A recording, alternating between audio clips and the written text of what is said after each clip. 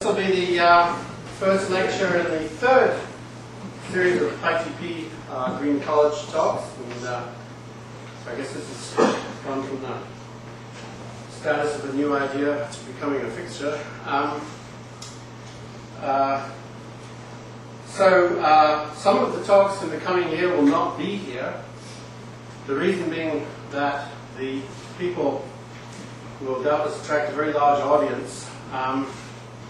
And so we're having to try and solve that problem right now. I remember when Tony Lake came here last year, about 150 people had to be turned away at the door, so we don't want to have that happen again. As is customary, I'll give you a brief review of the people that are coming this year. So, we like to invite people that are going to win the Nobel Prize this year. So we invited Frank Wilczek, and he Julie did us the favor of winning it, and so he's actually coming next month, we hope. The problem is that it may clash with the Nobel Prize festivities, so I'm not quite sure what's going to happen about that yet. If you can't come, then there will still be a talk. If he does come, there's no question we'll have to have that in a very big venue. Steve has reminded me that people who want to be on the mailing list for these talks should either give him their email address. Stand up, please. Give him their email address at the end, or they can send an email to ITP. So that's, for example, they can send an email to villacin@physics.ubc.ca. Or you can go to the webpage of ITP, that's the Pacific Institute of Theoretical Physics, and just send an email to them, and you'll be put on the mailing list. Okay. And if there are other people you know that would like to be on that mailing list, then by all means tell them to write it as well. That is one way of finding out where the venue will be for the next talk. So that's for the November talk. And the December talk is to be given by Phil Anderson, who of course is almost a living legend in physics. He's probably the most important condensed matter physicist of the 20th century. And he's written very much on the difference between, if you like, reductionist approaches to nature and what you might call anti-reductionist approaches. But he's also going to be he'll be talking a little bit about that, and also about his view of how one should understand the foundations of quantum mechanics. What Frank Wilczek will talk about in November, we don't know yet. He may well change his title, but his title was essentially going to be about the theory of everything. It's not quite the title, but that's really the theme. In January, we have probably the best-known historian of Newton in the world, is Alan Shapiro from Minnesota. And he's going to talk about something rather interesting. He's going to talk about essentially the debate that began with Newton and Hawkins on the nature of light. Was it a particle or was it a wave? This debate began nearly 350 years ago, and as you know, it resolved eventually in quantum mechanics. This is a fascinating historical topic which has not really been discussed so much in the literature. So he's actually working very hard on that one now. He'll be here in January. In February, Steve managed to get Nancy Cartwright from, I guess, a joint position with LSE and UCSD. Do you want to say more about that? We don't have a title for it. Yeah, that's probably. It'll be on the ITP website when it comes. Okay. In March, Charlie Bennett, who's basically the inventor of many of the ideas of quantum communication and cryptography, will be here. April, we don't have one yet. And then in May, we have Gerard Tov, who won the 1999 Nobel Prize in Physics for, essentially for the so-called standards model of mathematics. So that he has really heterodox views on the ultimate theory, very much opposed, I think, to those of Wilczek. And he actually believes that quantum mechanics will eventually fall. And he'll tell us about that. So it's a kind of an interesting season. And so we hope that you'll be able to come. And as I say, with some of those talks, it's obvious that we have to get a much bigger venue than this room. And so that will be announced on the ITP webpage. Okay.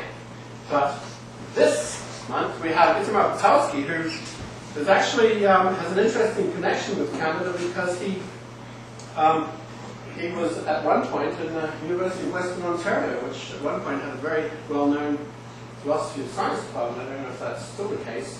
But he's now been based in Jerusalem for some time. He has a remarkable record because he's written papers in computer science, in physics, in philosophy, and is basically a master of all of these. And so he's going to give us, I think, a very provocative talk on the meaning of probability, and it won't be just in physics. So, welcome to Vancouver.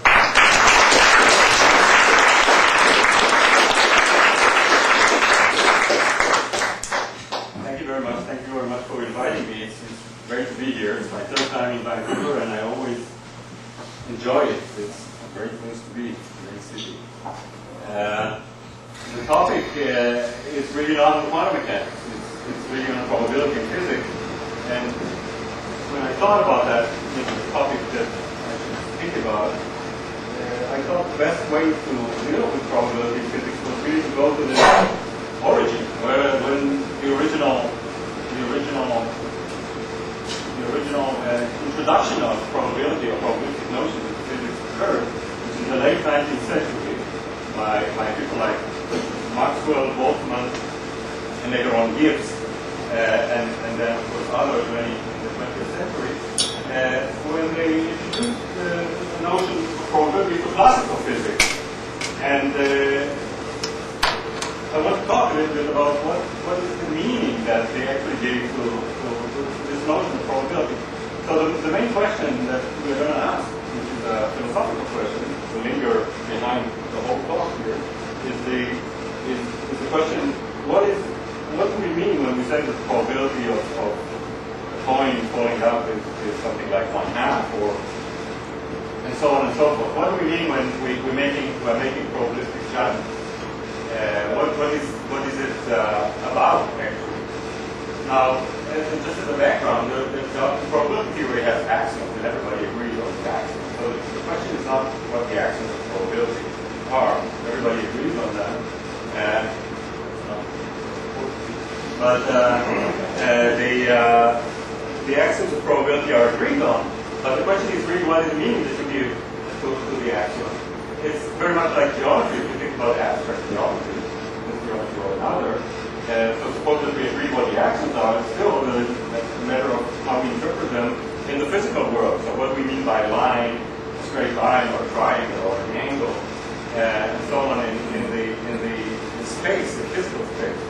So here too, there was a question: what is the probability? What is exactly the probability? What is exactly the meaning of the probability? The probabilistic statements that we are using. And this is a general philosophical question about which many philosophers wrote in the 20th century. But I think it's really instructive to look at the question in the context of physics, because many of the important philosophical discussions are actually reflected also in the physics community and the history of physics. So while philosophers argued what probability is, physicists did that as well in their own way, and they actually came to very close and very much related views on so the origin is really in the attempt to reduce thermodynamics. Thermodynamics is the theory of heat, of temperature, pressure, and volume of heat, the transfer of heat from one region to another, and so on and so forth, which was a theory that was very much experimentally based on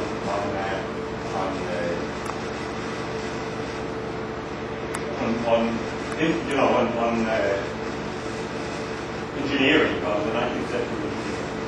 Now, in the late 19th century, people decided that this theory should have a more fundamental basis in mechanics. And the idea, which was not a new idea in the late 19th century, but at that time, people thought about it, was to try and look at gases, material in general, but this is a theory of gases. The kinetic theory of gases, look at gases as a collection of molecules, and to try to derive the thermodynamic laws from the laws that the theory of thermodynamics gave from the laws of mechanics. So this is a reduction. And the reduction went on in some aspects, seemed like in a straightforward manner, because you could associate the magnitude of temperature, thermodynamic magnitude, with a mechanical magnitude up to a constant temperature, which depends on the unit. You associate the temperature with average kinetic energy, so it's the average, essentially, velocity, so the velocity of the particle. And the pressure you could associate with the force, the average force attracted on the sides of the container, and volume is the volume, this is the metric notion. And so everything seems nice until you started to talk about ideas that were very important in thermodynamics, which have to do with the concept of entropy. And entropy in classical thermodynamics, before the reduction, was just a measure of how much, not of the energy, but actually how the energy was distributed over the system. So if you have a steam engine, the question is how is the heat, how is the heat distributed in the system? And it is distributed not evenly, because there is one very hot place where you boil the water, and the heat is flowing from one place to another, and actually exchanged with mechanical force. And entropy was an expression which actually gave sense to the fact that there is only a certain amount of work that you can extract from a system and return back, or can extract from heat and return back to the system. Because this was the general question about whether we can make a perpetual mobile. Or why don't we take just the energy that was wasted for friction and so on in the system, and return it back into the system and turn it back into work. And the law of thermodynamics in its classical formulation just said that there's only a certain amount, a certain percentage of energy that could be used that way again, and there's a limit to that. Now, when people started to think about the reduction, and they asked themselves, how are we going to reduce entropy? Then that thing does stop. I'll say,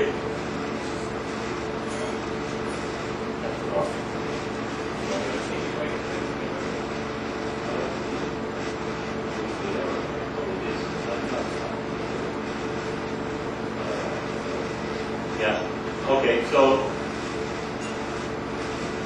the idea is so for example, suppose that you had a system with very high pressure on the left-hand side and zero pressure on the right. I mean, it's making idea. So from the point of view of the reduction, all the molecules are on the left-hand side and all molecules on the right-hand side. And there's this wedge in the middle, and you just remove it, then, the molecules all sort of rush to the other side and sort of become evenly distributed after a while. That is relaxed. After a while, they're sort of evenly distributed all over the place. But when you look at the system, even for a very, very long time after that, you see that while there is a very natural motion from left to right, even if you wait many, many years, you will not see all the molecules go in the backwards direction on the way back. But can you really, so that spontaneously, they sort of arrange themselves on the left-hand side? Yes? Sorry, was the question here, what's the probability that they will not move to the right immediately after you move across? No.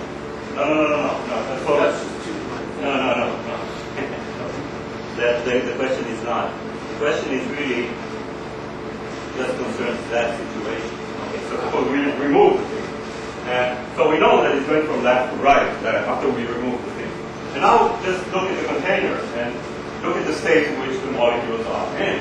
And you'll see that while at the outset, a lot of them rush from left to right, so the pressure isn't, there is no spontaneous, you don't see or you don't notice any spontaneous process by which they spontaneously all rush back to the left.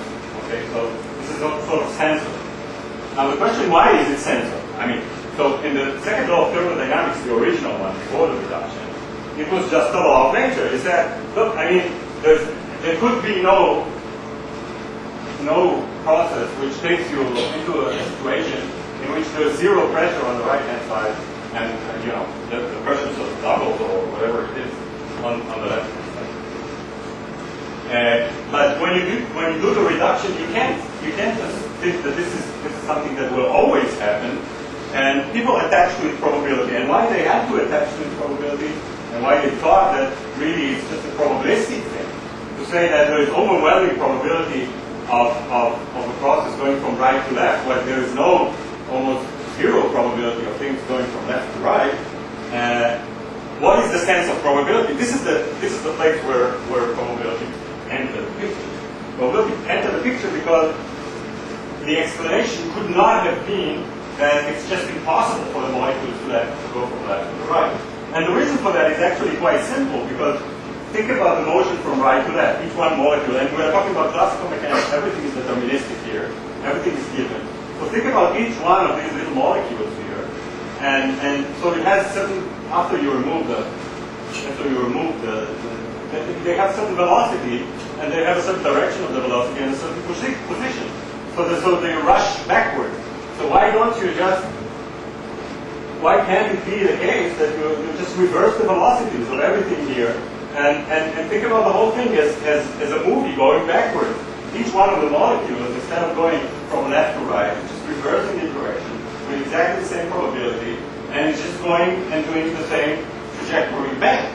And thinking, just having this thought experiment tells you that it can't be the case that going from right to left is a complete impossibility. So the solution to this dilemma was by saying it's not completely possible. It may be possible, but it's very rare. So the idea is that we'll say that something like that is very rare. It has very, very low probability. This is the idea. But what is probability? What do we mean by probability?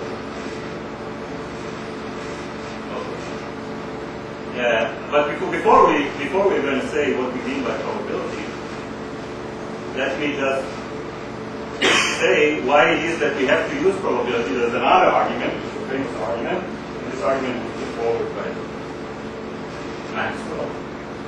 And this is what he said. I mean, the application of probabilistic notions is inevitable if you want to do the reduction. If you want to do the reduction, you must use probability, because it cannot be the case that processes always go from left to right, as we said. There could be a case where they go from right to left. So this is Maxwell. And this is his demonstration for that. Now, he invented a demon, it's kind of a thought experiment involved a demon. There are lots of demons in physics. Lots of demons. Maxwell's demon. So physics is just full of them. And Maxwell's demon was forward. I mean, there are hundreds of papers on Maxwell's demon, or thousands of papers that were written in the 20th century. Most of them asking the question whether, from the point of view of physics or the laws of physics, Maxwell's demon is physically possible or not. But really, this is beside the point for Maxwell. For Maxwell, the only thing that he wanted to show with Maxwell's demon, or with his famous demon, was really that you have to use probability because it's not necessary that things should go just one way and not both ways. Because you could think about a system such that it has this, this little middle, and there is this demon near a door, and the demon just looks to the other side. And he sees the molecule coming towards the door. He opens the door and lets the molecule get in. And otherwise, he's just closing the door. And so he lets lots of molecules going from right to left, but he lets no molecules go from left to right, and therefore he increases the pressure on the left-hand side. Now, of course, there are many objections to that. How can a demon like that exist, so on and so on. But as I said, that's beside the point. I mean, if you just think about classical mechanics, I mean, at least superficially, if you kind of just think about classical mechanics, you don't see immediately that such a demon is impossible from a mechanical point of view. And Maxwell's thought about this demon as part of the system, not as something really demonic, not out of the system. And it doesn't even have to have will or anything, it's just a mechanical device that sort of senses the molecule opens and closes the door. Of course, opening the door becomes more and more difficult because there's a have many molecules. But I think the argument works well. Just think about the number of molecules, the number of dots that put up there. The pressure is not that terrible. So the idea is that, look, if you look at the system with a demon, it goes against what we think that second law of thermodynamics, the old second law of thermodynamics tells us. So it just tells us that the law of mechanics are not necessarily sort of directed in one way. It really depends on the system. And you can just say, perhaps, that for systems without demons and so on, they have overwhelming probability of going one way and not the other, but it's not as if it's a necessity. So probability is something that is forced upon you if you want to make that deduction. But then we are coming into some kind of a puzzle business. And so our next question is, but what is this probability? So let's think about what is this? What did Maxwell think about probability? What probability is really? And Maxwell had an interesting view of probability actually. I think that perhaps this is the letter that Maxwell wrote. Letter from Maxwell to Campbell. It's recorded in the biography that Campbell wrote on Maxwell. And it's really something that it's really an exceptional text. It's not so exceptional in the 19th century because a lot of people thought of probability as something as an extension of logic. And among these people were George Boole and other mathematicians. But really, if you look at it, you see that what Maxwell thinks of probability is really an extension of logic or a kind of rules for thinking, laws of thought. Who called them laws of thought? So as laws of thought that are in our heads, they're not in nature. So look at that. True logic for this world is the calculus of probability, which takes account of the magnitude of the probability, which is, or which ought to be, in a reasonable man's mind. Now, you have to understand, it's not that as if we don't learn from, and so it's a kind of a measure of knowledge or measure of belief, the amount of belief that we have in something, the amount of knowledge that we have in something, the amount of information that we use. This is more,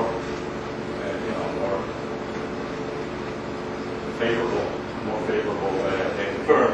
The amount of information that we have. This is what Maxwell thought of that, and we can see later on.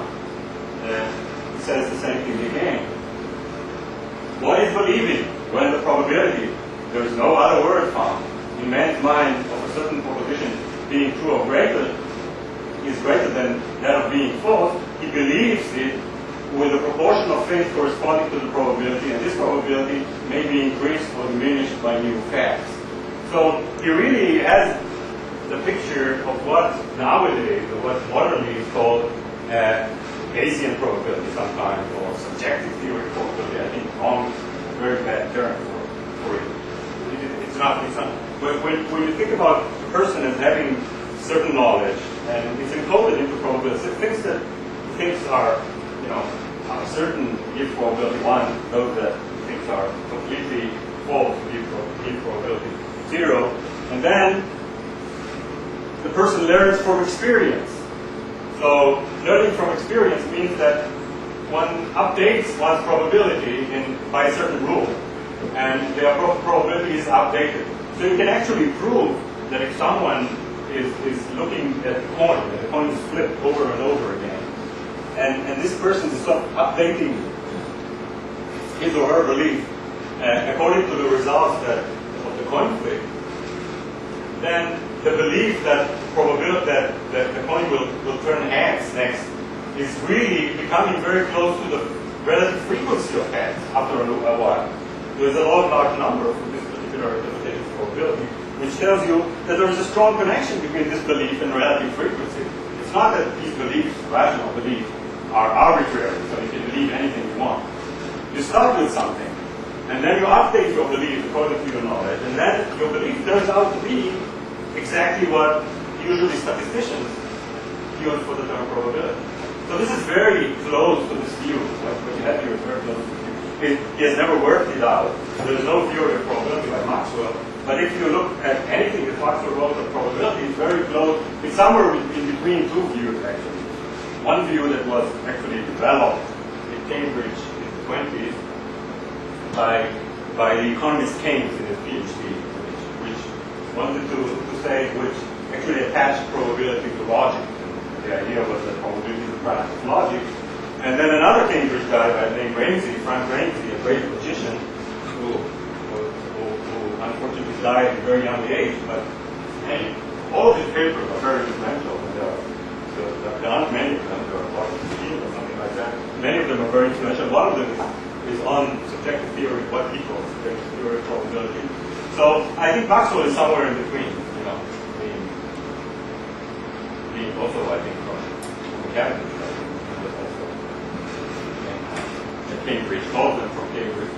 And so this is the idea of probability. But now, if we believe that probability is that thing, belief, or degree of belief, or degree of knowledge, or amount of information, or something like that, we are getting into trouble that's written here. In Maxwell's view, the probability is that. And then we see that the reduction is a bit problematic, because it's not that we really reduced thermodynamics to mechanics, we reduced thermodynamics to mechanics plus something else that is there, which is the probability or the probability distribution. So anyone who looked at the text in statistical mechanics sees that the probability or probability distribution is the main thing in statistical mechanics. It's the object of study in statistical mechanics, the probability distribution over possible states of the system. Various probability distributions over the states of the system. So it's the main thing. So suddenly the main thing appears here, and it's not part of mechanics. It's something that perhaps we have in our heads, or it has to do something that has to do with our knowledge or some information that we have, but it's not part of nature, which is, I think, disturbing, mostly to physicists. So, that there is something, physicists don't like that. They don't like, since the Copernican revolution, human beings were kicked out of physical theory. They're not supposed to be part of the theory. So, what is something that is in our head, our information has to do with the world. That's the big problem. And someone who didn't like that is that person. See if that's right.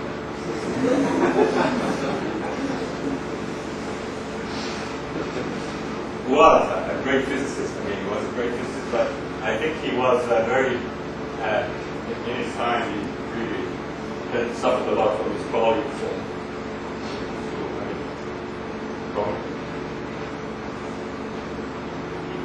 He went into depression and so on and so forth. He had a hard life in the Austrian academy. And but his work is alive today. It's very much much of modern statistical mechanics is based on his work. I'm not going to go into any technicalities about his work. I'm just trying to explain how he wanted to salvage the reduction and really show that probability is directly related to mechanics and can actually be defined in mechanical terms in a certain way, so as to get rid of all this talk about belief and logic and so on and so forth. And this is the idea. So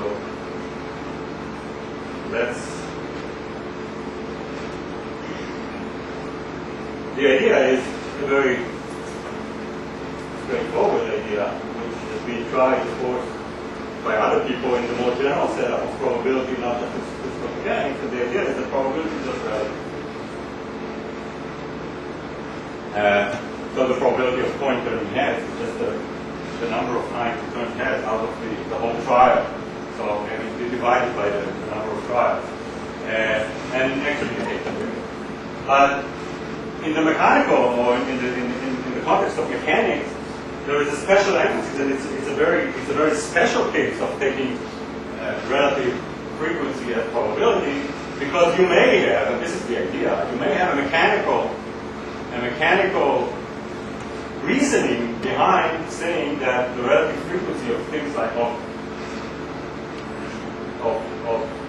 systems arranging themselves, system of molecules arranging themselves spontaneously in this way, the idea that something like that can happen that has very small probability can be perhaps associated to to the laws of mechanics. Perhaps you can show, and this is the hypothesis, this is the essence of Boltzmann's attempt to give the reduction, is to say, look, the laws of classical dynamics indicate that the molecules in the closed, insulated container of gas will be found very rarely in this state. So if you look at, closed container for years and years, perhaps you will find it, but it will take lots of billions of years before you can actually see something like that. And when you see something like that, it will immediately disappear, and then you won't see it for more trillions and trillions of years. So it really has very low probability in the sense that it just has a very low frequency. Fine, this is one thing. So a lot of people relate the probability to frequency. But here you have this extra thing, that perhaps it's possible not just to postulate this, but to actually prove it from the laws of dynamics, because you have dynamical laws. You have Newton's mechanics, so you have Newtonian mechanics. Perhaps using Newtonian mechanics, you can say something to this effect. You can actually show that this was Boltzmann. So it's more than just saying that probability is relative frequency, which a lot of statisticians do, but it's a very problematic view in general, and it's been criticized a lot. But here you have an extra element there, because you can not only just postulate it, perhaps you can go and prove it from Newton's law. This is the idea.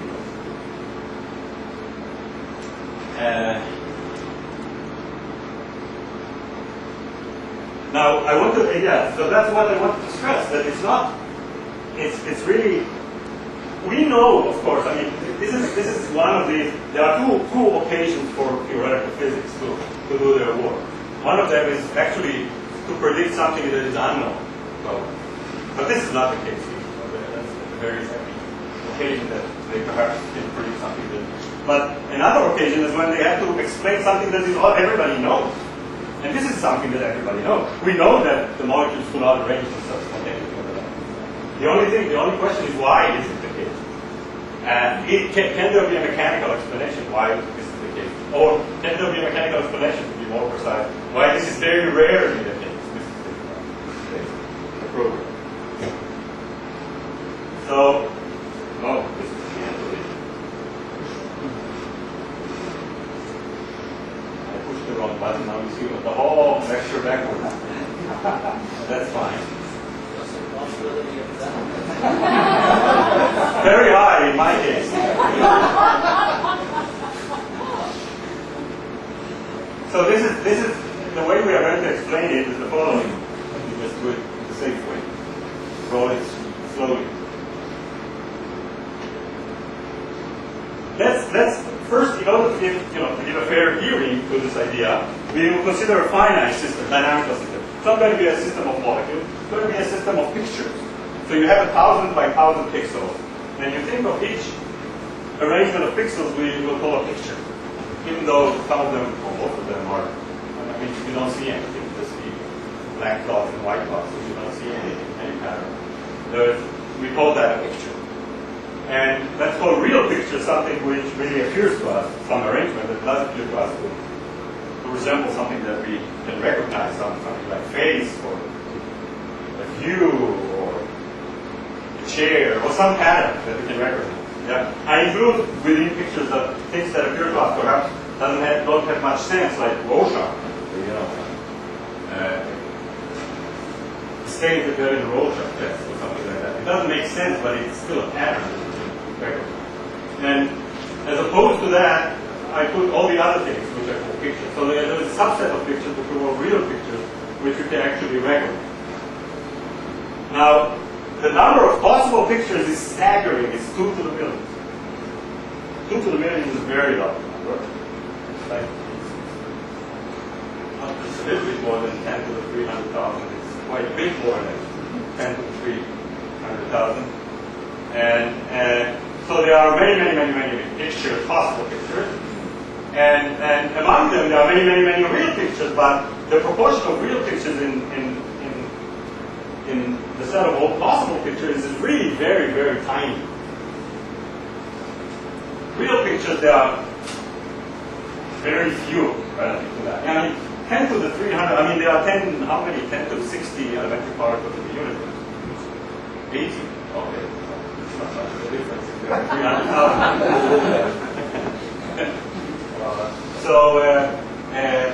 So this is a staggering number. While real pictures, you have, I don't know how many, but it can be even a trillions, it's still nothing compared with what you have there. So the real pictures include everything, they include all the pictures in the albums that says here, and all the movies and so on, even all the frames in the third world, and the third man and so on, all of those. They're all there, in the real picture. Okay. Now, so this is the setup. We have these pictures.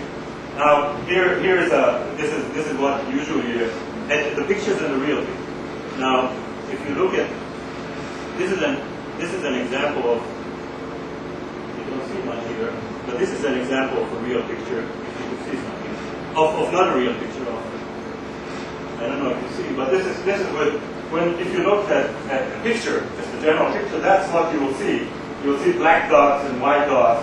Here you have some gray dots, so it's not, because I couldn't arrange them to be anywhere else. But it's a completely random arrangement of dots.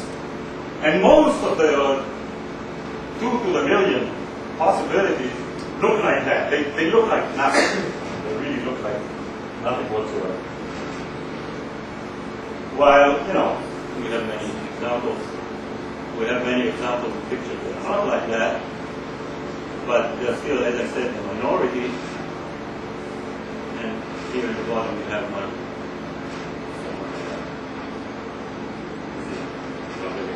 So this is the real picture.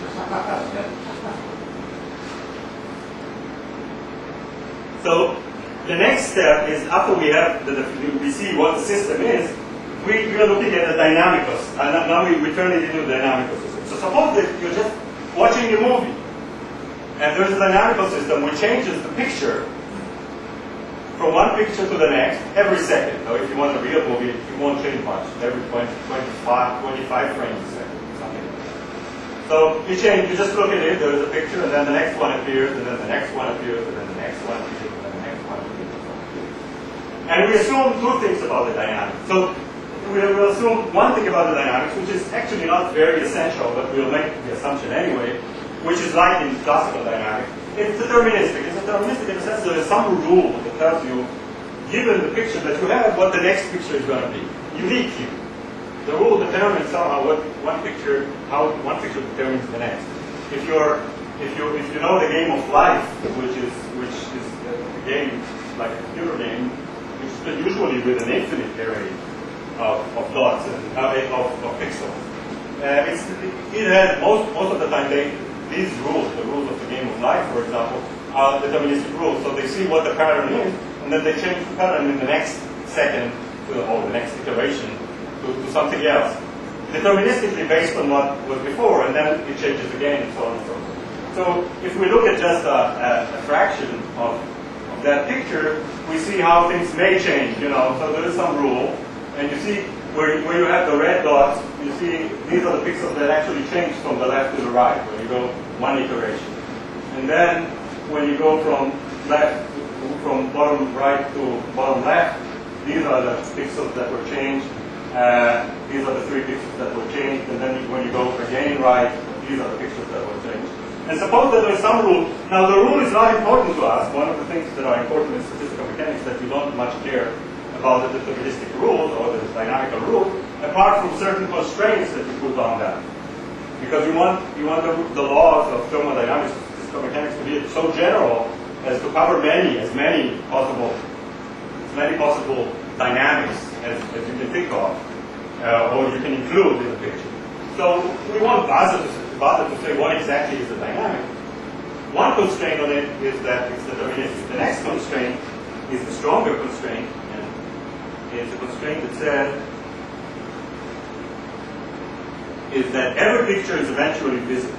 If one waits long enough, you will be able, if you wait long enough, you will see each and every possible picture. Each one of the 2 to the million pictures, possible pictures, will actually eventually be visited by the dynamic system. And the only way you can think, if you think about a deterministic system that works that way, the only way that this is possible is really for the whole thing to make a very long 2 to the million seconds of 2 to the million seconds of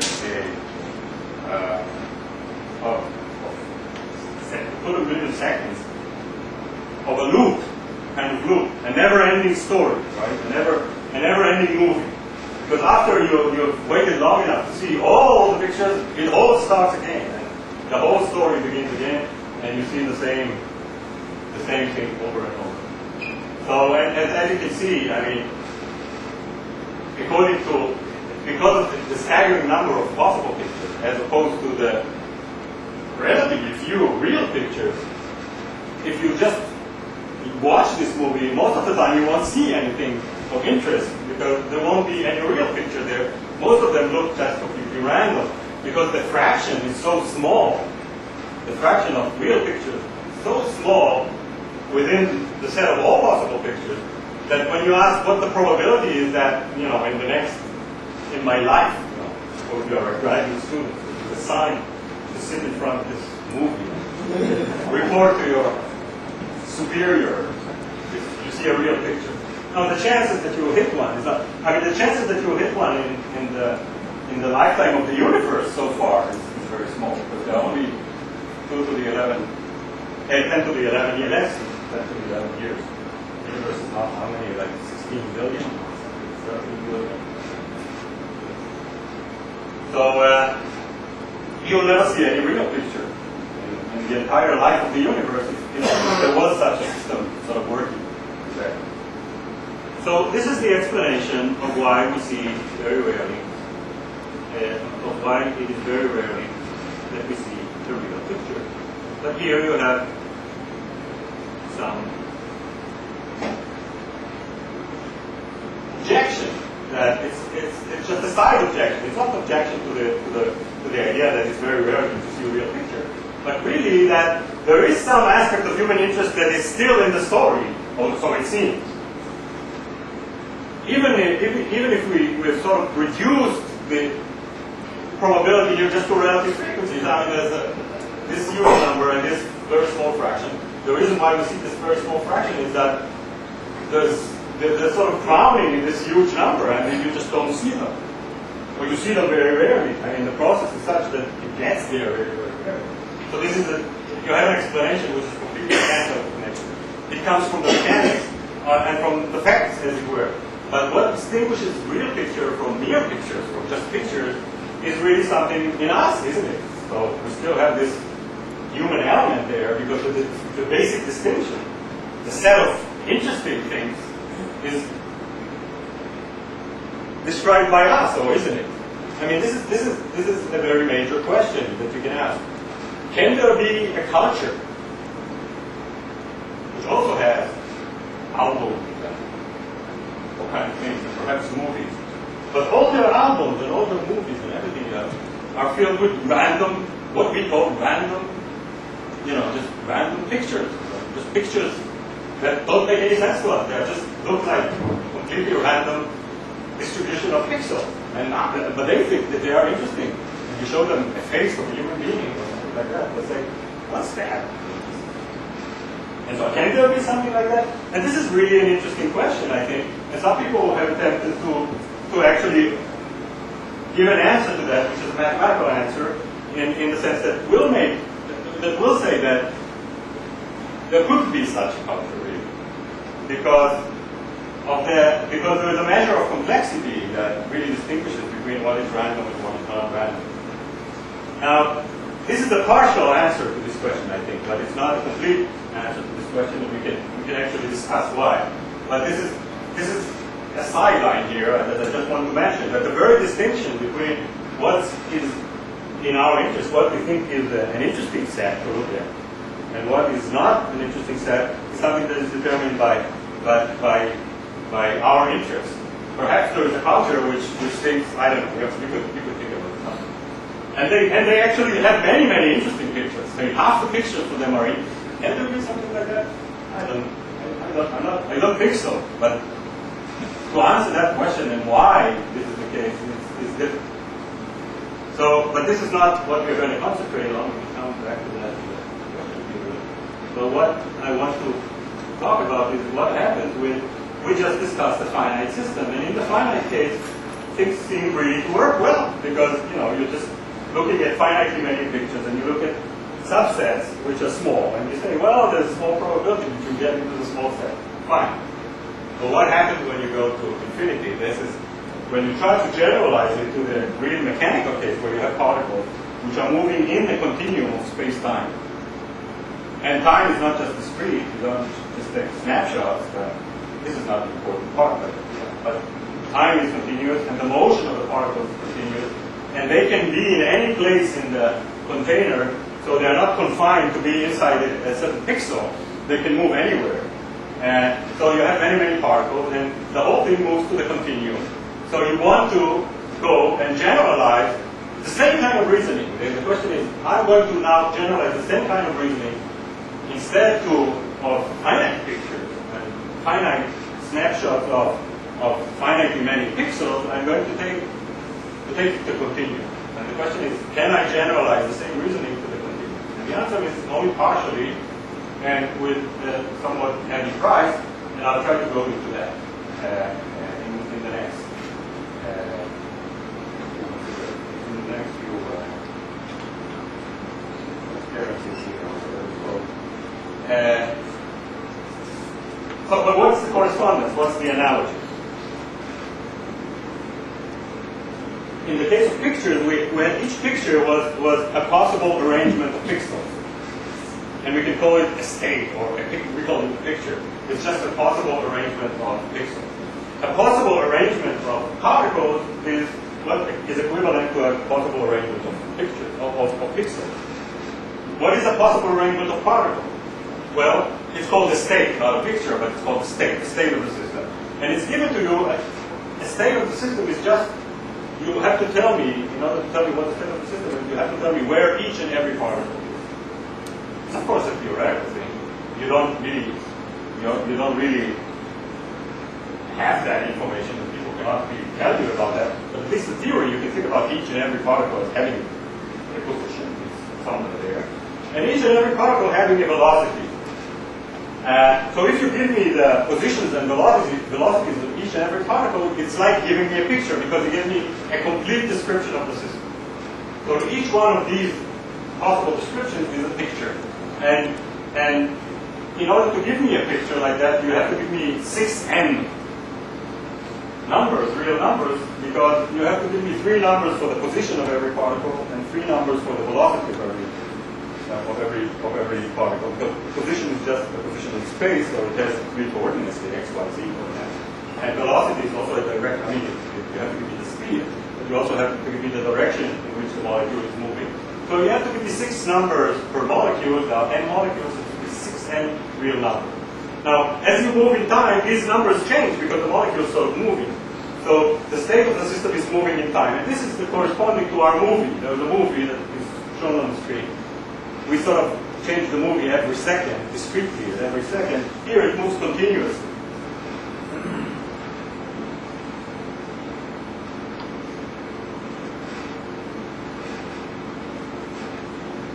Now the analogy, the further analogy, which is important here, is really what corresponds to real picture or interesting state, what we call it now interesting state. Most states, most of these descriptions, correspond to systems in which the molecules are all over the place and they are evenly distributed in the container. So they're not very interesting. They are like general pictures. They are random. They don't look like anything. But those things that are interesting, and we call them interesting states, are those, for example, in which there is a majority of molecules on one side and minority on the other side. They are interesting. They may be interesting to us because we can use them in order to operate some machinery and so on, using the probable flow of particles back. So there are some interesting states and some non-interesting states. Now the point is that as in the pictures, the real pictures are a very tiny minority in the set of all pictures. So here too, and this is true, the interesting states are a very large minority in the set of all states. It's only that it's more difficult to say what you mean by minority here, because we don't really have finite numbers. We have a continuum of those and a continuum of those.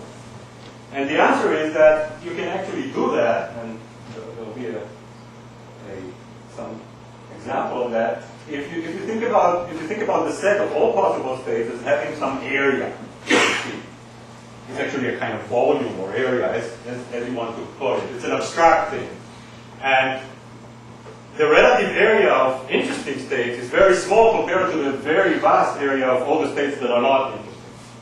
So the proportions of areas is very much like the proportion of real pictures to those of all pictures. The real pictures are very, very tiny minority among all pictures, and here the interesting states are very, very tiny minority among all states, in the sense that the area that they occupy is very small relative to the area that all the states occupy. There is a very natural notion of area, so you can define it this way, and therefore you have a minority. Now you want to continue this program and to make the two assumptions that we made on pictures here too. So one assumption is not problematic, and that's just the assumption that the system is deterministic. The dynamics is deterministic, the state at any time t determines uniquely the state at any future time. This is a character of Newtonian mechanics. It's not a character of... This is not actually a very important assumption here. You can replace it by some other assumption, but we'll do it because this is classical physics. Classical physics, the dynamics is deterministic. Everything moves according to a deterministic law, so if you have the conditions, velocities plus positions at one time, they actually determine all the units. You can't use it for prediction. For that, there is this other demon that we talked about, the Laplace's demon, because there are very many molecules, so you don't really have, it's not possible for you to actually know the position and velocity of every particle, but at least theoretically you can think about it, and you know from Newtonian mechanics that the way they move is deterministic. They influence one another, but the whole motion is deterministic. Okay, so this is one assumption which is not problematic. So we are going to the next assumption. We're trying to figure out what the next assumption is. The next assumption is, you will want the next assumption to say just what is written there. The system visits each and every state. It's like the system goes, the dynamics is such that it visits each and every picture. What would be the analog of that? The system is just visiting anywhere, everywhere possible. Can we think about a dynamic such that it's a mechanical system, and each one of the molecules is, in the course of motion, occupying not all possible configurations of positions and momenta, or positions and velocity of the molecules are actually visited during the motion. So you start from one thing, and you wait long enough, you get to any other point, to any other possible state. Is it possible to have something like that? So we are now asking the question, is it at all logically possible that we'll have such a motion? And this question corresponds to what I would like to call the Anchorman's dilemma. I'll tell you why in a second. Because this is actually a figure from my country, the famous Anchorman on television. And it's, well, how can I say, sort of challenged with respect to the hair. So we actually has one hair.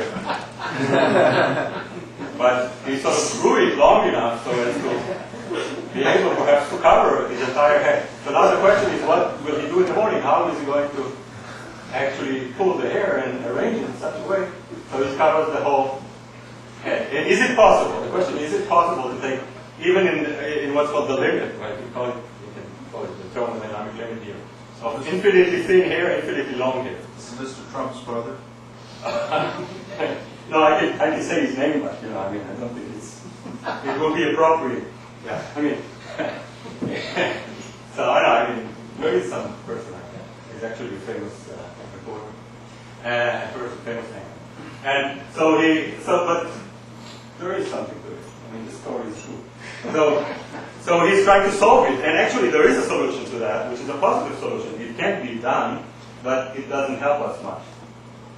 Now it turns out there is a solution to the dilemma of it.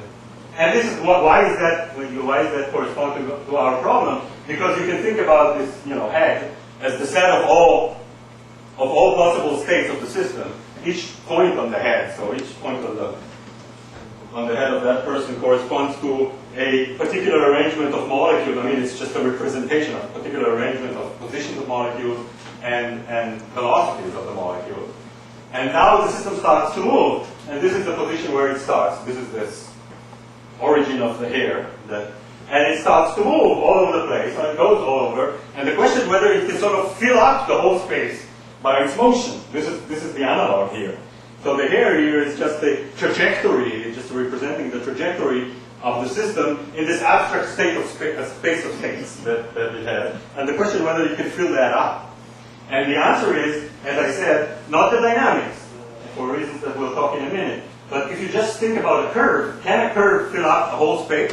Can you take a curve, and it's an infinitely long curve, so because it perhaps represents, it's an infinitely long curve, but can you sort of twist it into a square so as to fill up the whole square? And the answer is that you can.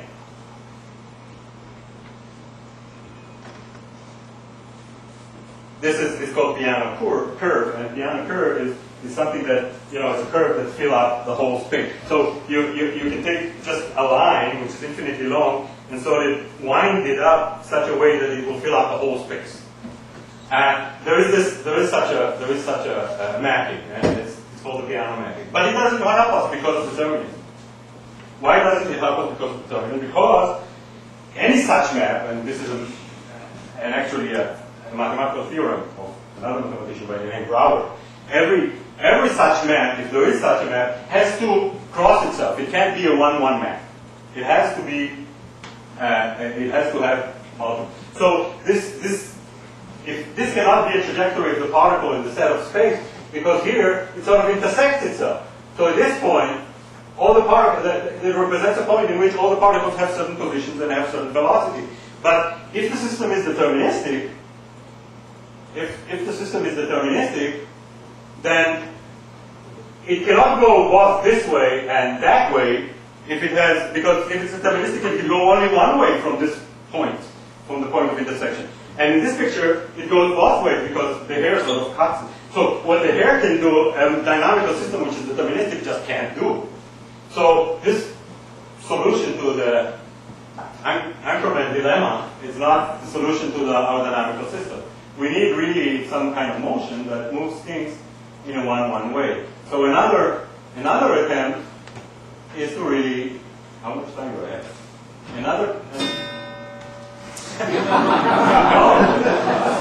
Very good timing. Just don't worry about it. Another attempt. So therefore, we have to weaken this. It can't be the case that the motion of the particle, the motion of the system as a whole, all the particles, actually visits every state, each and every possible state. We just can't have it. It is logically impossible. And this thing, actually, Boltzmann made a mistake about it. He thought it was possible, and he made a mistake. And actually, people pointed out to him that this is impossible. And, I'm going to switch. But you can actually weaken this assumption to make it a bit which makes it more plausible. And the assumption is not that the trajectory of the particle actually, or the trajectory of the system in the space of, or the hair visits each and every place, but only that the hair, this little trajectory that the system goes in the state of all its possible spaces, is not just such that it enters every open neighborhood. So if you take just a set which has positive area, eventually it will be visited. So there will be points which will never be visited, but any neighborhood of those points will eventually be visited. So this is the weakening of the assumption. And this seems, so this is, what people did is very often what mathematicians are doing. They are trying to define the conditions under which their assumptions actually work. So they started with the assumption, and Boltzmann started with the assumption, which doesn't work because it can't be the case. And now you're trying to weaken it to make it an assumption that will work. So instead of saying that the system visits instead of saying that every picture is encountered, you just say, no, every neighborhood of a picture is encountered. For given any picture, there is a neighborhood of which, or given any picture and some neighborhood of which it's going to be encountered. So you see here the blue set is just an open thing which has an area. So it is eventually visited. If you waited long enough, this will also be visited. And then a small one here also will be visited, and so on and so forth. So the assumption on the dynamic that replaces our previous assumption that every state is visited now is replaced by something which says not every state is visited, but only we can get as close as we want to every state. This is what this means. But this doesn't work either. Because, and the point is that it can't be the case that no matter where we start, the system will do that. Unfortunately, even this cannot be true.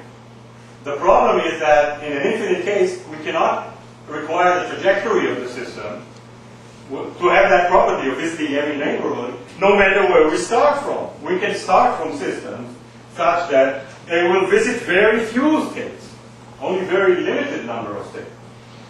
Here is a system like that. Suppose that we are talking about ideal gas. And somehow Laplace's demon managed to arrange all the molecules here in the left half, all of them in the bottom, and all of them to have equal velocity, exactly perpendicular to the bottom towards the top. And you look at the dynamics of this system. You just look at it. So what will happen? I mean, and the molecules do not extract forces on each other. So it's an ideal gas. There's no extraction. And the collision with the ceiling is perfectly elastic, and with the bottom. So the molecules will just oscillate back and forth.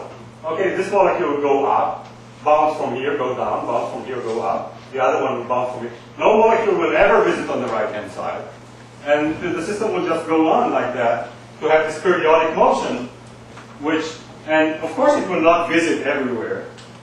And so it depends. It really depends. It depends on the dynamics. I mean, but it depends also on the initial conditions. You cannot expect every and each initial condition of a dynamical system to bring you to such a trajectory as before that visits everywhere.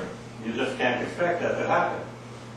You can't expect every trajectory to have that property. Some trajectories will just go in a circle here and come back. You know, I mean, they start from a different point. They'll go in a circle and come back. We'll go in a circle and come back. We'll go in a circle and come back. And we'll never visit all the other regions in the space of possibilities. And we know that in mechanics, this is just, in every mechanical system, you can arrange things to have that property. Every reasonable Newtonian system, you can arrange a system to have that property. So you actually have to weaken your dynamic assumption furthermore. So it's further improved. You have a dynamical assumption further improved.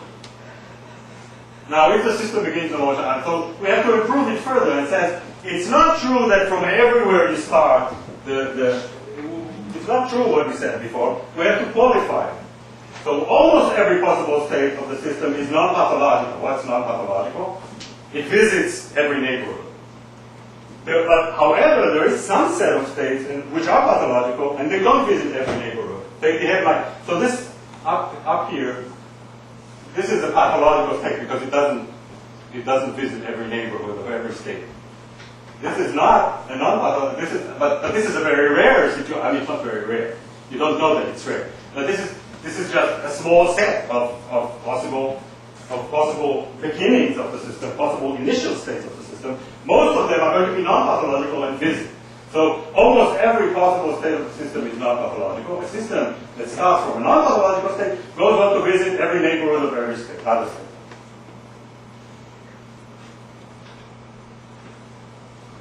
Which means that the set of pathological states is very small. That's what we want to say in the sense of what is almost. Almost is this area that we talked about. The area that all these pathological states, which if something starts from them, it doesn't go on to visit everywhere, or almost everywhere, or in every neighborhood. This set is very small. These are rare initial conditions. These are initial conditions, not rare. I mean, I don't want to say rare because this is begging the question. These are not rare. They have a very small area. What does this almost mean? As well as before, it means that the area of the set of pathological states is 0. But there's a continuum of them. And now, after this second modification, you can actually go and prove the theorem.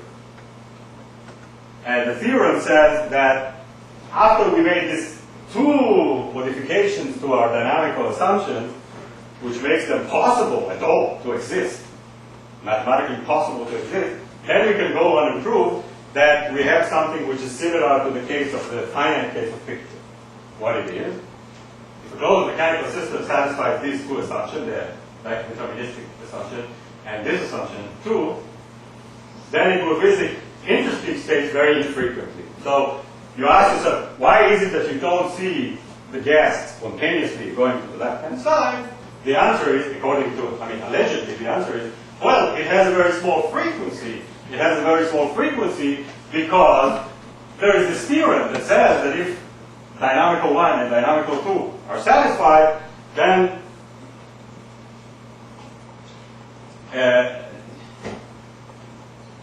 it will visit infrequent states it will visit interesting states very infrequently. But this is not a very good formulation of this, because there's something hidden there which is actually a circular. There's some circularity. Let's go into that.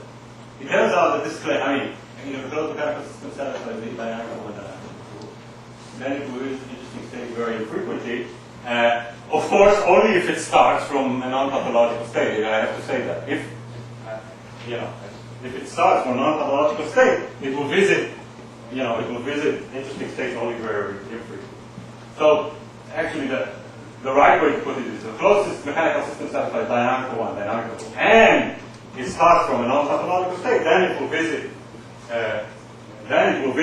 In its course of motion, it will visit interesting states very infrequently. So you can sort of almost recover the picture that you had with, or almost recover the same idea that you had with the pictures, that that real pictures are visited very rarely, but there you didn't have any qualification, because the dynamics just visited everywhere and there are very few. Here you have to make these qualifications about starting from a non-pathological state and then it happening, and then for this to happen. Now, this turns out to be a non-trivial statement. This is not a trivial statement at all, because in the infinite case you have something to prove. In the finite case there's nothing to prove, because this is just a proportion.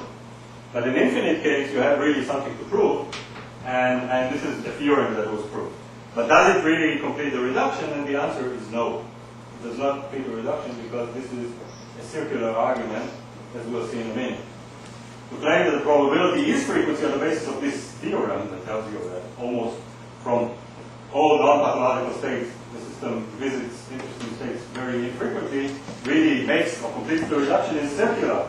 It's just like, I'm saying that for those of you who know a little bit of probability, this is just like claiming that the strong law of large numbers actually reduces probability to frequency. It doesn't. It does that up to a set of probability 0. Or up to a set of measure 0, and we'll see why this is circular in the following dialogue. So here's the dialogue that actually shows that it is circular. Alice and Bob are watching a container full of gas. Why don't we ever see an interesting state? This is the question that Alice is asking. That's because the set of interesting states has a very small area relative to the area of the set of all states. I forget the word area. Alex, what does this have to do with my question? You are talking about area, I'm talking about why I don't see something. And Paul is saying that's because of the theorem that says that interesting states are very, that connects the area to the frequency. That says, by the equality theorem, that's the theorem from before. The set of interesting states, in particular, that the very small sets of small area are very rarely visited. Then Alice asked, but this is only true if the state begins from non-pathological state. But then Bob says, yes, but the set of pathological states have a very small area. And Alice says, so what does this have to do with anything? So you come back to the area. The question is, what's the connection between the area of the state here? You have postulated that the trouble between the infinity and the finite case is the following. In the finite case, there's a clear sense in which you mean that the set is small and the set is large. the set is small because the number of the elements of the set is small relative to the big set, which is large, meaning that the number of the elements of the set is large. And you have a clear connection between these numbers and the probability, because the frequency with which you will get into the small set is just proportional to how large the set is. Here you have to generalize that in some way to the continuum. And you choose some measure of how large a small set is. That measure is area. It turns out to be a very good measure, because the theorem works for that measure. But associating the area with probability has things that has some things that are not subsumed under this rule. Unlike the finite case, there's always a small set of area 0 which is not subsumed, but it's still has a continuum of possibilities, which is not subsumed under that law. And then you declare that this set has probability 0, but this probability 0 does not correspond to frequency unless you sort of decide that this is the case. So, I mean, the reduction is only completed after you have associated probability with area, which you could have done anyway at the beginning. And this would be a very good thing to do from information theoretic or from probabilistic point of view, from the point of view of probability that Maxwell was talking about. Because he talked about probability as a measure of our knowledge. Now we can say, okay, hypothetically, I can start associating the measure of knowledge with anything. But if I do it with respect to the area, and there are very good reasons why to do it, that has to do with mechanics, and I'm not going to talk about them, such as invariance and so on and so forth. If I do that, then indeed the theorem assures me that the relative frequency and my beliefs are going to coincide with one another. But you can't inverse this. You can't inverse this process and then say, no, relative frequency is probability, and is probability, and then because the area is somehow coming here to justify it. And you can't justify the area as probability on the basis of relative frequency unless you accept that sets of measure 0 have 0 probability. And this is something that is not done in this mechanical reduction problem. It's like saying, look, why can I associate probability half with a fair coin? It cannot be just relative frequency of a fair coin. People can come and say, well, a fair coin on average goes to half the time falls up and half the time falls down. And there's a theorem that tells you that it's very high probability it does that. But then you see it's circular because you're arguing with using probability. With very high probability, the frequency is equal to the probability. Here, with very small area, the frequency does not equal the probability. But what is very small area has to do with probability? Well, it has to do if you decide that area is probability. So it's circular. It's a circular argument. The idea here is to justify relative frequency on the basis of only relative frequency. Just doesn't work in the infinite theory. You have to bring something extra.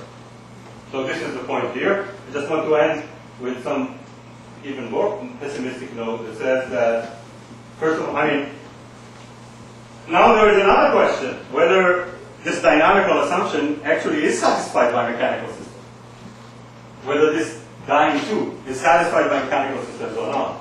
And it turns out that many, many mechanical systems that are nice and beautiful actually don't satisfy it. That there's a positive proof that they cannot ever satisfy it. So this Boltzmann idea, even this Boltzmann idea, which is only a partial reduction, not a complete reduction of the idea of probability to relative frequency, will not work for this system, with these systems, because these systems do not satisfy the dynamical assumption that we call dying 2. Even the improved or the further improved one. But there is one famous system which does satisfy this assumption, and you can actually use this partial reduction of that system, and that's a system which is composed from billiard ball-like molecules with elastic collision, and they don't have unknown forces acting between them. It's a very complicated way to prove something like that.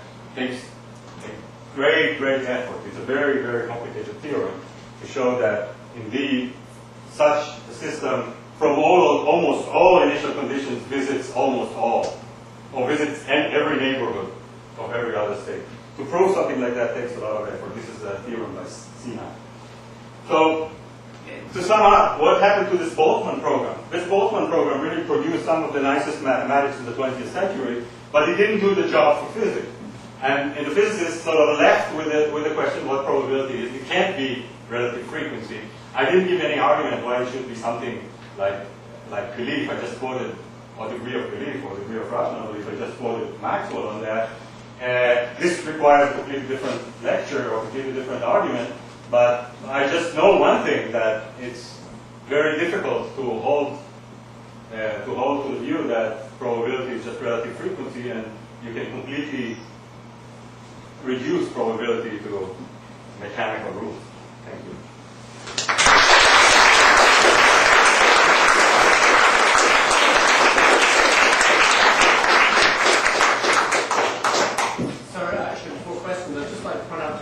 People who are taking down extensive notes that this talk is probably already up on the ICP webpage. So there was no need to copy everything down. And all past talks as well. So question, Phil. Isn't there another problem? And that is, for example, one could imagine that the dynamics is such that the time it spends in the interesting states is 10 to the 10 to the 12 times the time it spends near any uninteresting states, i.e. that there's also a dynamical assumption going on in here.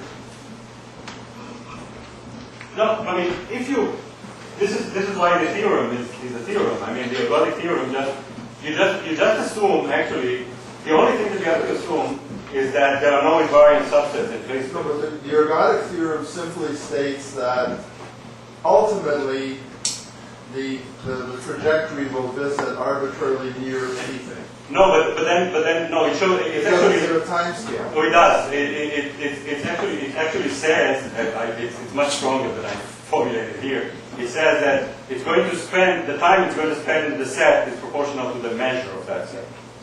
So to the relative measure of that set. So you don't have. So it automatically follows from the. But you know, I didn't want to put more details in. So it's not. It visits. It's not only visited, rarely visiting a small set. The time it spends there is really proportional to the measure of that set. So this is actually part of it. Okay, I have a question. Yeah. So this sort of stuff has been argued about, as of course, for a very long time. And I don't think we're reaching out. no, I mean, KM was tried a lot. But I'd like to ask a 21st century question about this. So the simple fact is that most of the states we see around us are interesting. Right. Okay. Why?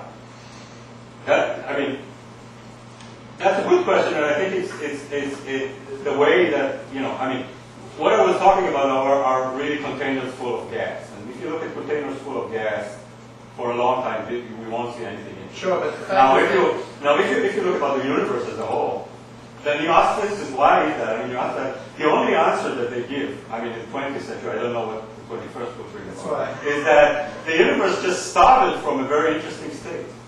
This is the only answer. That it started from a very interesting state, and not sufficiently long time had elapsed since then for everything to turn to be non-interesting. So, this is the only answer that to me, this is an intellectually completely bankrupt answer. They're telling you that I agree with just about any state that you start off with, you'll end up with an uninteresting state. And this is backed up, as you said, by the idea that almost any kind of mechanical laws will show that. And yet, the simple fact is that we end up with very interesting states throughout, well, certainly on the Earth, and many people suspect elsewhere in the universe. I agree that we don't have an answer to that, and I agree that everything that people put on the initial condition of the universe is not a good answer. If people are pushed back to put the answer on the initial condition of the universe, which is some kind of a of contingency, really. It's not coming from physical law, but some contingency. It's a very bad answer. It's really not an answer at all. It's just a kind of excuse. It's just to show that, okay, the fact that we have chairs here and people and we are discussing things and so on and so forth, It's not inconsistent with what I said. It's okay, it's not inconsistent, it doesn't run into a contradiction, because maybe we have started from a very interesting state. You know? I mean, this is, but it's not an answer, it's not an explanation or anything, for sure. I agree completely. Yeah. I suspect that, in fact, the real answer is quite different. Right, okay. So, other questions? Yeah. If I understood correctly, pathological state is a state where you can't get out of a loop. Or you will stay very near a loop, and you don't wander all over the space, just stay in a neighborhood of a loop or something like that. If you can get out, how can you get in? That's because of the, no, it's not. You can get in by preparing the system from the outside, by putting energy into the system. So, I mean, how this gas ended being in this container is because you invested energy to put things. So you're talking about when we start with an open system, we can invest energy and arrange things in such a way that it's like a pendulum. You know, you begin it in such a way that it does this periodic motion. So why can't you just begin 10 to the 22 molecules to make this periodic motion? You can, in principle. It takes a plastic demon to do that. But here we are just talking about possibilities, not what can actually be done. So by investing energy, you can prepare a system in such a way and then close it, sort of, and leave it alone, and look how it behaves. And then it may just do this loop, or stay very near a loop and not wander all over it. And in fact, this theorem tells you that this is a very typical case for dynamical systems, for closed dynamical systems. It's interesting. This is a classical dynamical theorem. That's just, by the way, perhaps a comment about Kuhn. This was proved in the 1940s and 1950s. So classical mechanics was not forgotten, and it's not a dead paradigm. It's a very much alive paradigm, and this is one of the greatest theorems in mathematical physics in the 20th century. It's about classical dynamics. It's about Hamiltonian systems, things that were considered to be, a dead theory. It's not a dead theory, and this tells you really that very typically dynamical systems do not satisfy this dynamical assumption, and they are actually behaving very nearly in a periodic motion. They behave close to a periodic. They move a little bit close to periodic motion. You have smallness in terms of measures, and Yeah. smallness in terms of topology, versus a certain category. Yeah. Would this yield anything in terms of the definition or visiting a place of small area? Well, it turns out that the area is relevant and not topological measures. And you can think about many other measures. You can think about cardinality. You can think about I don't know, Hausdorff dimension or whatever, because usually these sets are very fractal-like. And they turn out to be non-relevant from the point of view of probability, while measure is relevant from the point of view of probability. And this was known for many years. It has been known for, since the turn of the century, or the late 19th century, that this is the relevant measure for measuring probability, since Borel and Lapierre and others. So it's been known for many years that this is the right measure. But the question is, where does it come from? You can't justify that measure by relative frequency. You can sort of predict what the relative frequency will be, taking this measure as something that is given to you, but you can't inverse the order. And that was the point. Other questions? Yeah. Well, suppose one takes the point of view that probabilities could be defined in terms of the measure, and Yes. then it's a matter of the experience, whether that corresponds to relative frequency or degree of belief or anything at all. What would you have to say about a point of view like that? No, this is if you take the area, or the normalized area rather, as the measure of probability, the area which is normalized so that the area as a whole is 1, you take it as a measure of probability, then the one thing you can say about it is it satisfies the axiom of probability, and that's true. That of course is known. Okay. Now the question is, what is the interpretation that you give it? And this has been the original question that I asked. The fact that the axioms are satisfied is one thing. It's like geometry. You have a bunch of axioms that are satisfied by something. So you see, area is satisfying them. A lot of other things sort of satisfy them. Now the question is, why do you call it probability, and what do you mean when you say that you call it probability? How do you apply it? What is the meaning of when you say the probability of something is small. What do you mean by that?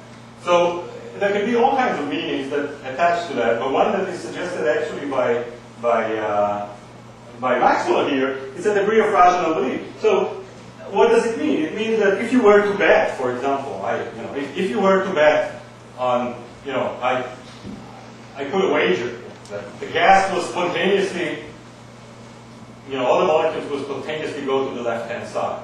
And I say, I'm willing to put $10 on that. You'll be willing to put $1,000 against my $10 or $10,000 against my $10 because this means that it has small probability for you, and it turns out that it has small probability for everyone else who knows, who just looked around himself or herself. Okay, so they just looked around, and that's their experience. And it turns out that one way to measure this thing is actually to look at the area, and this is the interpretation of probability as it's being used, and it's a degree of belief. One way to catch it out is by gamble, but this is not the only way, of course. As information that you have about the system and so on. How can you use the system to make mechanical force, and things like that? Yes. Sorry. Yeah. So what you talked about today is all classical mechanics. Right. The obvious question is if you go to quantum mechanics, where I guess space is sort of divided into H bar, then can you reduce this problem into the finite system where it's going to be counted? Not in usual quantum mechanics. The space is not divided in usual quantum mechanics. Space is not discrete in the way that you describe. What you can say is that certain phenomena occur only above certain size and so on and so forth. So it's an effective division, but it's not really a division. First of all, in quantum mechanics, space is just a continuous system. There have been attempts to quantify space and time, but space and time are not quantified in usual regular quantum mechanics. You may have a discrete set of states, but you still have phases. Right. This does not go, but in quantum mechanics, there is a more profound question at the outset of quantum mechanics before you go to quantum mechanics, and that is what is the probability of quantum mechanics, what the state means, or what the psi function means. The solution to the Schrödinger equation is related to probability. What are these probabilities? Which is a very similar question that you have here. And this comes out from you have one particle in quantum mechanics, not just a system of many particles. So you have a question about probability at the outset of quantum mechanics, which is very similar to that. Yes? Continue on the discrete system. Yes. The picture example is a discrete system. Right. But the increment example certainly resembles a continuous system. It is a continuous. It's supposed to. This was the point of it. Okay, but presumably these distinctions don't matter because a discrete version of the increment problem very easily be solved. Yeah. The conversion between a finite state of deterministic finite state on the non-deterministic finite state. Okay, so the continuous state of the increment problem is fantastic. That makes the whole problem, right? Yeah. Because you move from the finite to the infinite, then you have to take a subset of outstanding states which don't behave well. And in order to characterize them, you have to characterize them as having small probability. You have to say something about probability which transcends relative frequency. And this is exactly where things sort of break down and you don't work.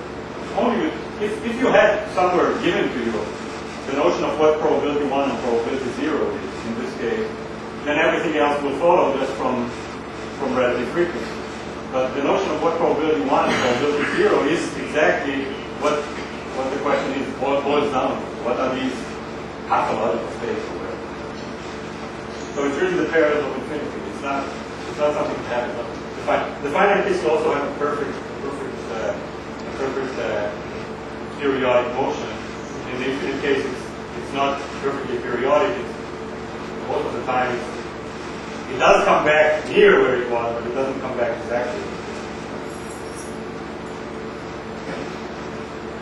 In classical mechanics, phase volume is observed in time. That was also phase volume is related to probability. Right. Making a connection between those two facts. No, that's what I was talking about. That there is a phase volume is something that is given just by classical mechanics. It's been considered by classical mechanics even before there was any statistical mechanics, but we built another. So this is phase volume. Now the theorem, this theorem, the quadratic theorem, actually says that starting from almost every point in phase space, the time that the trajectory of the system will visit the phase volume is proportional to that volume. But because the volume is conserved, is that an argument for phase volume Being the probability, of course, because yeah, it is. There are very good reasons to say that, because when you ask people that who don't know anything about say there's an urn and there are holes in the urn, and there are and you just tell people that some of them are black and some of them are white. Guess what is the probability to pull out a white ball? Or you give them just a simple case, a dice or a coin.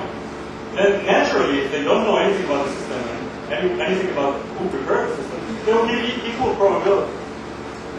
It's not a necessity of the theory of probability, but it's a very natural assumption. This assumption is very much like taking the area, because if you just say the system can be anywhere, I don't know where it is, but I know that it can be anywhere in this area, I'll take the measure which is the uniform measure on the area of possibility. And this is just the measure in this. So this is a very natural assumption. But it's very natural in exactly the same sense that before you have any information, you give heads and tails half and half. It's really just that. So I guess, and it turns out to be true in this case. Well, I think it's worse, much worse in this case, because you're taking things that the system never sees, never visits, and you're saying that somehow or other that becomes the area which includes all of these places the system never sees, never visits, is somehow a critical part of the dynamics of the system. I mean, what do these counterfactual points have to do with reality? Very good question, yeah. I agree with that. I agree, it's like, but... I bring justice to everyone. Justice to Orpheus and... Who did you say the other person was? Oh, somebody called public opinion. Public opinion! You? Quick, everybody to your positions. Fall into rank. Venus, on my right side. Cover yourself up. I got it.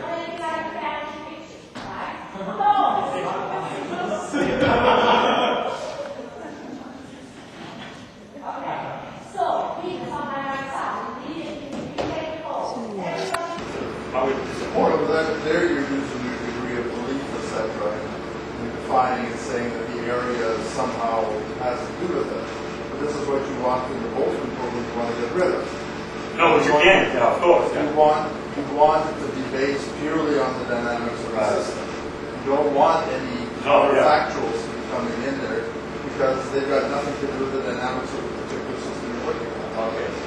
Okay, I see what you mean. I see. This is a further problem for the reduction, you mean? Okay. Yes. Okay. No, I thought you were just continuing the question. No. Okay, fine. Yes, I agree with you. It's a more problematic than Господи, что ж так долго-то? Слышно меня нормально? Попробуй зум поменять, приблизить, отблизить, чтобы посмотреть, насколько ты сможешь большой экран захватить, маленький экран захватить. Ну как она? Смогу я? А ты ее держи на месте, ее не двигай, я просто ухожу из фокуса. Не двигай ее.